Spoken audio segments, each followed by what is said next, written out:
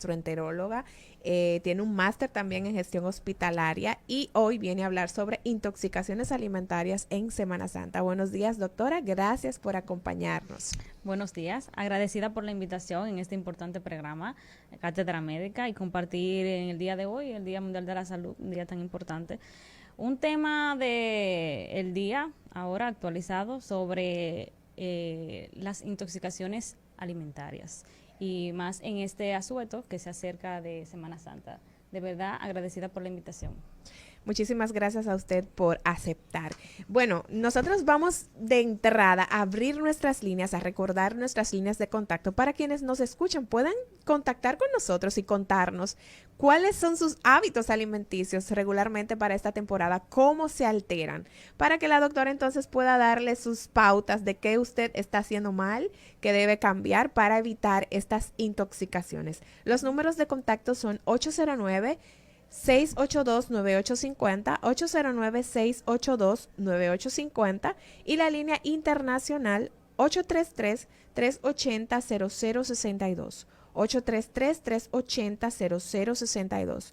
Doctora, yo creo que lo propio es iniciar explicando qué son las intoxicaciones alimentarias, porque a lo mejor la gente escucha el término y piensa, bueno, me intoxiqué, fue porque me tomé algo, algún veneno, algo tóxico, pero que usted pueda explicar para que la gente entienda qué son las intoxicaciones alimentarias. Bien, una intoxicación alimentaria es aquella enfermedad, patología que se produce luego de la ingesta de un patógeno. Este puede ser un virus, una bacteria o alguna toxina que se produce por el mismo alimento, por su descomposición o por el metabolismo de uno de los patógenos que mencioné anteriormente. Este está asociado a mucho malestar, los pacientes se aquejan de esto, pero hay que diferenciar sobre lo que es una intoxicación alimentaria como tal y una simplemente cuando hay un problema de digestión o de comer en exceso, que sería otro tema muy parecido pero diferente. Vamos a escuchar qué dice la gente. Hola, buenos días, Cátedra Médica. Buenos días. Bueno, aparentemente este oyente tiene problemas con su audio. Vuelva a intentar conectar con nosotros. Doctora, usted mencionaba problemas de digestión Una, e... una, una, Sí, una diga, pregunta. diga, doctor. ¿Cuál es el mecanismo por el cual se pueden contaminar los alimentos? Porque en sí, la más de las veces el alimento no tiene el patógeno, sino que se dan una serie de procesos que pueden llevar a el tema de la contaminación o que bacterias que pudieran estar, llamémoslo como dice el dominicano, dormidas ahí, comiencen a reproducirse y entonces posteriormente produzcan toda la sintomatología de una intoxicación. Sí, muy bien, doctor, gracias por la pregunta. Realmente el alimento puede cursar o puede ser el vehículo para que llegue uno de estos patógenos al organismo, pues este puede estar en buen estado y simplemente por una manipulación incorrecta, por el contacto con las manos, cuando no ha habido un lavado de mano correcto, con los utensilios que se utilizan, por ejemplo, las tablas de cortar, cuando se cortan vegetales crudos en la misma tabla de carnes sin una adecuada higienización, eso puede llevar a una contaminación de ese alimento. También, por ejemplo, en sí el mismo alimento por una descomposición, porque se mal refrigeró, porque duró mucho tiempo fuera, que son algunas de las medidas que vamos a tratar en el tema sobre cómo prevenir esto, porque realmente básicamente es por falta de higienización en alimentos crudos que sirve como vehículo y la descomposición en sí del alimento. Entonces eso hace que haya una proliferación bacteriana cuando permanece más del tiempo necesario, por ejemplo, más de 2 horas, un alimento fuera de la nevera que ya está cocido, cuando se descongela y vuelve a congelar, cuando se expone a altas temperaturas, ejemplo, vamos al supermercado, compramos carne, salimos a la calle a hacer otras cosas, esa carne queda en el carro a una alta temperatura, mayor de 37 grados, vivimos en un país tropical muy caliente. Esas son algunas de las cosas que pueden conllevar a que se proliferen las toxinas o bacterias en ese mismo alimento. Wow, un dato muy importante acaba de dar usted, doctora. Existen algunos alimentos más propensos que otros para el tema de que se puedan contagiar. Sí, están las carnes, las aves, mariscos, pescados, carne de res, generalmente molida. Entonces también cuando no se llevan a una cocción adecuada, puede también proliferarse ahí algún patógeno que lleva al traste a estos. Vamos a escuchar qué dice la gente. Buenos días, Cátedra Médica. Bien, doctora, usted mencionaba cuando iniciaba con el tema de que intoxicación alimentaria y problemas de digestión son dos cosas diferentes. Sí. ¿Cómo diferencio yo una cosa de la otra?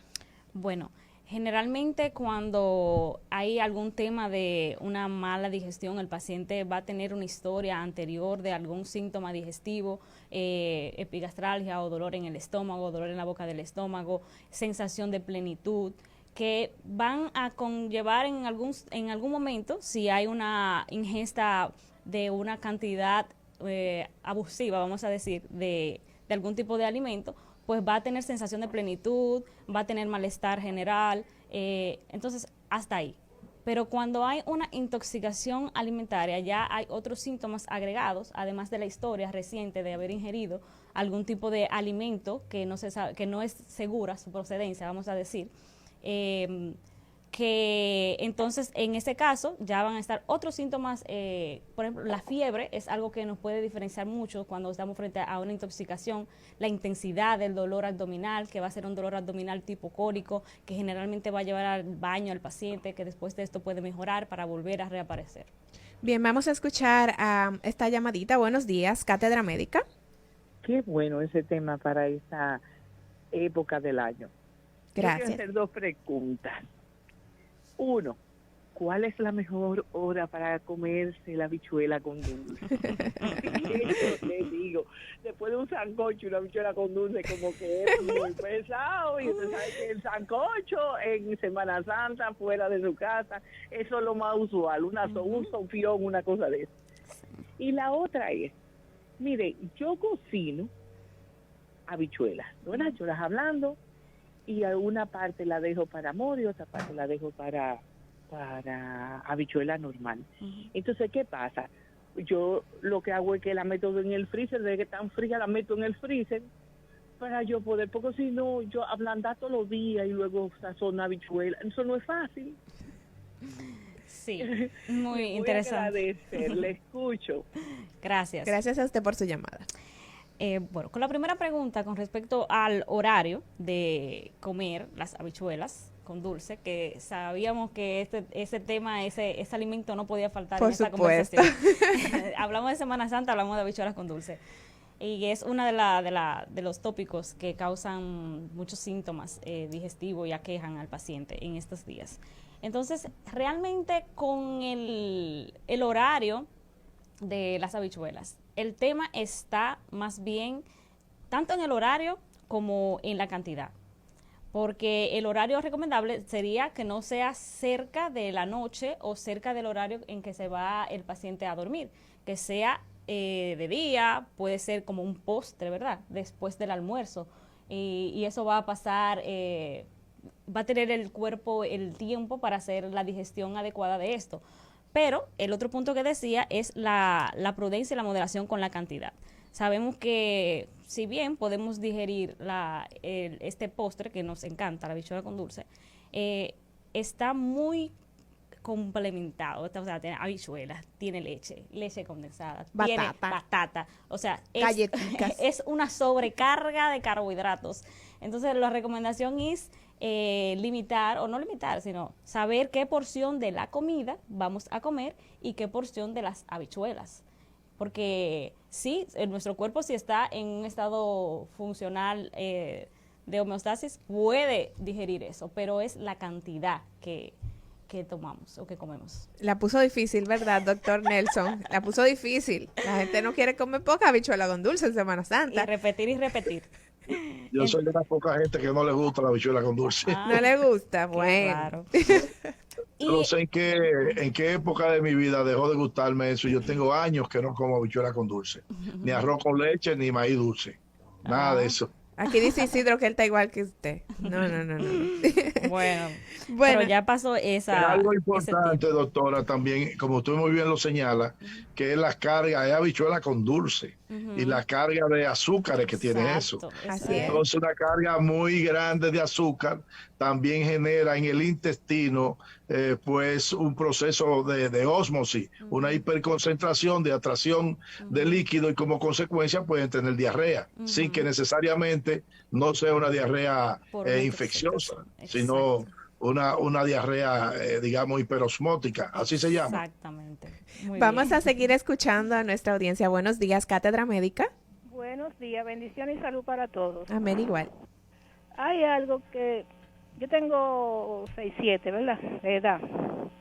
Y la esencia de la habichuela con dulce como tal se perdió hace muchos años. La doctora acaba de decir algo que es 100% o 1000 por 1000. La sobrecargan de cosas. Tú no tienes por qué, si le pusiste un coco rallado, Coco también. entonces te ponen una lata de leche de coco, una de leche condensada, una de la otra leche de marca, entonces sobrecargan el exceso de azúcar, el exceso de batata. Antes se hacían como de una forma sencilla y la gente no tenía como tantas consecuencias, además la cantidad. Y yo soy como el doctor, yo hace tiempo que le perdí el gusto a la habichuela con dulce, ya yo no la como tampoco. Pasen buen día. Gracias. Hay Doctor, una parte de la pregunta que yo creo que es importante, que mencionaba la anterior participante, y era el tema de la refrigeración de las habichuelas. Ella cocina Las habichuelas para ablanda. varios días, Ujú. las ablanda, las deja que se enfríe, entiendo yo, y luego congela esa parte de la habichuela. Entonces yo entiendo que ella quería una explicación, Sí. porque esto no solamente con las habichuelas, sino que también ocurre Con con otros otro tipo de alimentos. alimentos que se frisan. Entonces, Sí. me corregirá la doctora. Bueno, yo no sé si usted quiere darle Sí, respuesta. claro. Bueno, en ese punto, con respecto a la refrigeración de las habichuelas, es importante tener en cuenta que también son de las medidas que tenemos que tomar en cuenta a la hora de evitar una intoxicación alimentaria. Es la refrigeración. La recomendación es que si lo va a hacer, porque en verdad tenemos que facilitarnos La la vida, vida, claro. porque no podemos todos los días en esto, pero si lo va a hacer, la recomendación es congelarla o refrigerarla en envases separados, para que al momento de descongelar, que se recomienda que no sea brusco ni al aire afuera, al aire ambiente, sino que se baje abajo al área de la nevera, y luego que esté en una consistencia que se pueda llevar a la cocción, pues llevarla. Lo que no se quiere o que se evita es descongelar para volver a congelar. Eso hace que se pueda crear un caldo de cultivo, un medio para la proliferación de toxinas. Wow, un dato de verdad muy No, importante, pues yo oye, misma cometo ese error. Lisania. Y eso no es solamente para habichuelas. Eso Sí, es para todo Para tipo cualquier de alimentos Así que es. se congele, que usted no puede descongelarlo todo, coger una parte y volver a congelar. Ese cambio de temperatura Sí. es un factor de riesgo para proliferación bacterianas. Un dato muy importante. Vamos a seguir escuchando qué dice la gente. Buenos días, Cátedra Médica. Buenos días. Esto no es de habichuela con dulce, pero Ok. sí con, usted está hablando de vitaminas, algo así. A ver, ¿para qué sirve una cosa llamada inmunocal? ¿Y qué es eso? Ok. Vamos a escuchar a este otro oyente. Buenos días, Cátedra Médica. Buenos días, habla Osiris Beltré desde el municipio Puñal. Tengo una pregunta que siempre me ha tenido intrigado. Hay personas que no toman agua fría después que comen. Y alguien me explicó a mí que era por si acaso tú comías algo grasoso, caliente, entonces tomaba el agua fría, se te congelaba como la grasa y no sé, que me dé una orientación por favor acerca de eso. Muchas gracias. Adelante, doctora. Sí, con respecto a la temperatura del líquido, o sea, agua, jugo, que se ingiere, la recomendación es que sea lo más próximo a la temperatura ambiente. Todos los excesos no hacen daño, pero para tener una mejor digestión, pues sí, lo más recomendable es que el agua que ingerimos sea a temperatura ambiente. Bien, doctora, continuando con el tema de intoxicaciones alimentarias, usted mencionaba hace un rato de que una de las Perdón, el inmunocal. el inmunocal. Bueno, esto realmente se ha comercializado como un ayudante o coayudante para mejorar el sistema inmunológico. Fue muy famoso, vamos a decir, muy de uso durante la pandemia. Las personas lo ingerían en busca de mejorar su sistema inmunológico. No existen evidencias científicas como tal que lo aprueben, revisiones, estudios como tal, pero podría hacer algo. También, o sea, pero igual lo que se recomienda es tener un estilo de vida saludable, alimentación, realizar ejercicios para tener ese sistema inmune o sea, trabajando al 100%. Si nosotros tenemos este estilo de vida y no hay ninguna otra comorbilidad, no deberíamos de necesitar ese tipo de suplementos. Bien. Continuando con el tema, doctora, usted mencionaba que una manera de diferenciar entre si estoy teniendo un problema de digestión o una intoxicación alimentaria puede ser la aparición de fiebre. ¿Qué otros síntomas puede tener un paciente, manifestaciones clínicas que puede tener cuando está intoxicado por una mala alimentación? Sí. Los síntomas cuando hay una intoxicación alimentaria pueden iniciar, dependiendo de qué patógeno esté involucrado, en diferente tiempo, por ejemplo, en diferente a 12, 48 horas, perdón, un día, 2 días. Generalmente presenta hasta en las primeras horas, 12 horas. Estos van a presentar náuseas, vómitos incoercibles que no permiten la hidratación del paciente, diarrea que puede ser verdosa, amarilla, con moco o incluso con sangre, dolor abdominal, tipo cólico y la fiebre.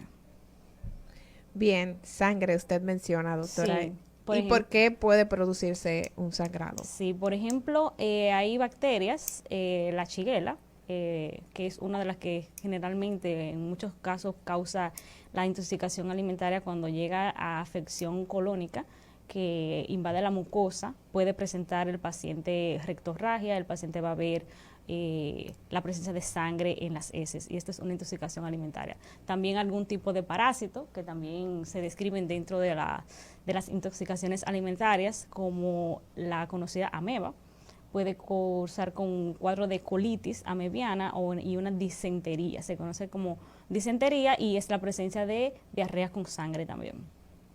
Bien. ¿Y qué tiempo puede durar una persona, doctora, con estos síntomas, con una intoxicación alimentaria? ¿Es algo que pasa rápido o la gente puede durar varias semanas? Si el paciente tiene un sistema inmunológico competente, realmente debería de cursar en 1 a 3 días, cuando ya hay una presencia de síntomas y signos que avalen la presencia de la intoxicación. Pero también cabe destacar otro tema, que es que la mayoría vamos a estar expuestos a patógenos en cualquier alimento y nuestro organismo va a tener la capacidad de erradicarlo, de eliminarlo, y ni siquiera nos vamos a dar cuenta. Bien, ¿y las consecuencias o peligros que pueden tener estas intoxicaciones en nuestro organismo? Sí, con respecto a las consecuencias, en la mayoría, como dije, ya puede el mismo organismo eliminarlo, pero cuando esto no sucede, puede llevar al paciente a deshidratación. Esto cuando no se puede suplir la cantidad de líquido que se está perdiendo, sea por vómitos o sea por diarrea. Entonces, aquí el paciente va a tener deshidratación, que va a ir de leve a moderada y severa, que si no hay una intervención, si el paciente no acuda a buscar una consulta o acudir a una emergencia, que si necesita rehidratación endovenosa, no lo hace, esto va a llevar a una deshidratación severa que provoca un shock hipovolémico y ya el paciente puede incluso hasta fallecer. Wow. De ahí viene una pregunta. Porque nosotros conocemos que la mayoría y la gente pues así pues lo conoce, de que la mayoría de las intoxicaciones alimentarias son autolimitadas, es decir, que el propio organismo pues termina controlándola y curándose el paciente. Si tiene, como usted decía, inmunocompetencia, es decir, si es una persona saludable. Pero existen, además de la inmunocompetencia, algunas otras personas que tienen mayor riesgo de complicarse, por un lado, ¿cuáles serían estas? Y en segundo lugar, ¿en qué circunstancia una persona que tenga presumiblemente una intoxicación alimentaria debe ir al médico? Bien, interesante pregunta.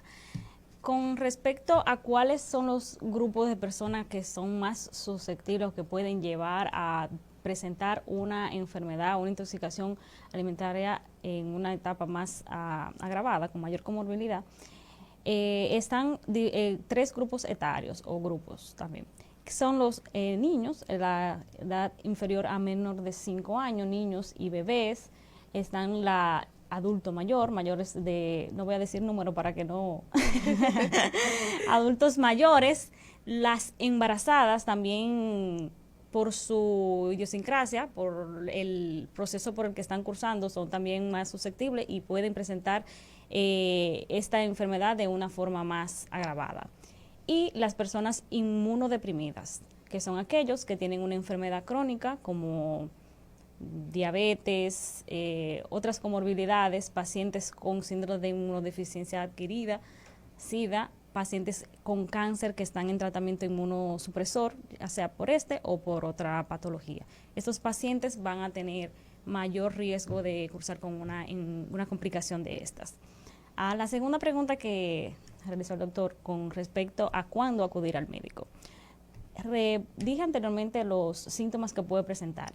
Entonces, esto cuando persisten, por ejemplo, los vómitos incoercibles, que el paciente no puede retener lo que ingiere, líquidos, diarreas mayor de 3 días, también es motivo para acudir a una evaluación. La presencia de fiebre hace también un llamado a la atención a la población para acudir a una evaluación, así como también la presencia de sangre en las diarreas. Entonces, cuando el paciente presenta ya un cuadro persistente que no mejora o que no se puede hidratar en su casa, pues debe de acudir a la emergencia. Bien, hoy estamos hablando con la doctora Agnesis Jiménez. El tema de hoy es intoxicación alimentaria, en vista de que se acerca Semana Santa y pues nos volvemos un